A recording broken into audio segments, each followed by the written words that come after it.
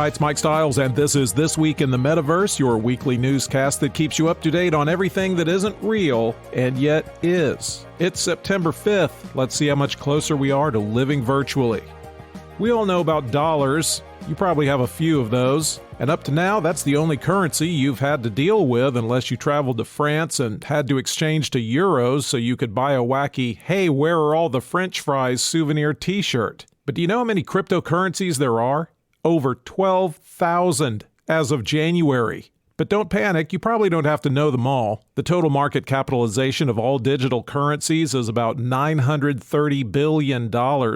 But just the top 5 cryptocurrencies control 75% of that. In fact, just the top 2 control almost 60% of it. So you don't have to worry about dealing with infinite crypto brands. You can just study the top 5, which are Bitcoin, Ethereum, Tether, USD Coin, and BNB. Why are there over 12,000 cryptocurrencies? Because anyone can start one. You can start one if you're bored some weekend. And that is of concern to some because a lot of the ones being created are fraudulent pump and dump schemes. Not that you would do that. Yes, it's true, anyone can get ripped off by crypto scams, and that includes big-time celebrities. Bill Murray, probably best known for the movie Meatballs. Now, that's not true. He was also the voice of Garfield the cat. Had 119 Ether siphoned from his digital wallet without his knowledge or consent. The Ghostbuster got slimed because that 119 Ether was worth about $186,000. Now, while it's true Bill will probably still be financially okay, it does go to show just how common and easy crypto ripoffs are. And Bill actually had a security team in place. My security team consists of Windows Defender and a Nerf gun. What makes it worse was this crypto was meant to go to charity, proceeds from an NFT auction. The bad news is nobody knows how the hacker did it or who they were. The good news is the runner-up in the auction donated enough Ether to the charity to replace the lost funds. Hey, we hear you. You don't feel like enough things are taxed and you want to pay a lot more in taxes because you always see a solid return on that money. Well, Washington State has heard you, and they've added NFTs to the list of properties subject to its sales and use tax provisions. It's the first state to do that.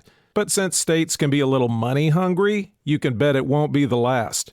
Nobody really knows the volume of NFT sales in the US or worldwide, but nonfungible.com estimated $17 billion in NFT transactions worldwide last year.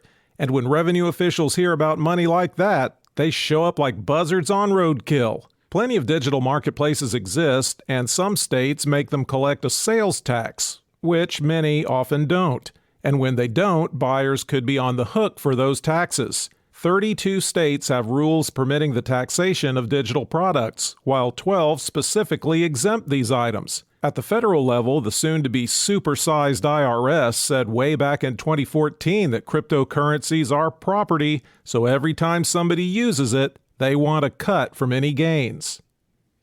But are there really that many people out there buying NFTs?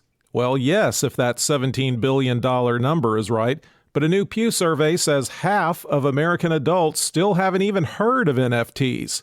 Safe bet they're listening to yet another true crime podcast instead of this one. And only 2% have actually bought an NFT. Whether you've bought one seems to depend on who you are. Men are way more likely than women to have heard of NFTs, and young people are way more likely than older people to have heard of them. Rich people were almost twice as likely to know about NFTs, and Asian respondents were more aware of NFTs than white, black, and Hispanic respondents. The survey went on to learn about 16% of U.S. adults have bought cryptocurrencies, and of those, 46% said that turned out worse than expected. Which begs the question posed by Scott Nover at Quartz: if it requires mass adoption or at least awareness of crypto and NFTs, just how far away is our blockchain Web3 future going to be? Everyone told me I started this podcast way too early, but I'm staying.